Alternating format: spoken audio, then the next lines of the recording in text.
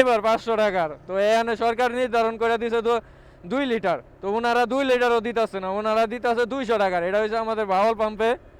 তো এটা নিয়ে এখন বাসায় যাইতে হবে, কিছু করার নাই। আমি কিছুদিন আগে অল্প টাকার তেল বলছিলাম, এখন আছে অল্প কিছু। তো দেখি এই নিয়ে এখন বাসায় চলে যাব। আরেকটা পাম্পে গেছিলাম, ওইখানে তেল নেই, তেল নেই বললেই চলে। তো এখন কি করার, যা দিচ্ছে ওইটা লয়ে আসতে হইব, কিছু করার নাই। তো দেখি ধীরে সুস্থ এখন বাসায় চলে যাই। বাসায় চলে বিকাল আবার যাবো এক জায়গায়, ভাইরাল সেটা। রোদ্রের ভিতরে কতক্ষণ দাঁড় করে রাখছে।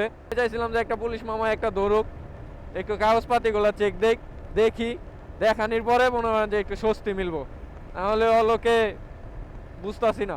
বাইক আছে আমার 65, আর একটু টান দেবো 80-তে নেব।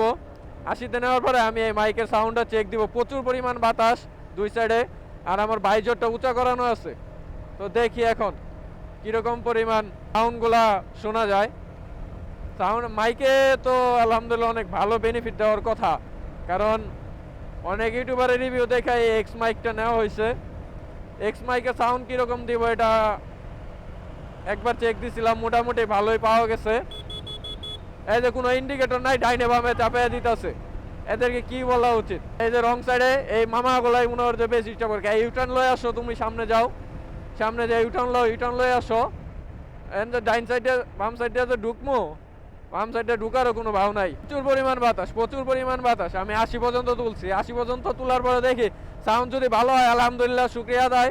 আশা করি ভালো সাউন্ড পাওয়া যাবো। এই যে রং, অটো মামারা বেশি ডিস্টার্ব করে। আমার তো মোবাইলটা রং লোকের লিগা। হ্যাঁ, রোজা রমজানের মাস, অনেক কষ্ট করে নিজের কন্ট্রোল করার লাগে।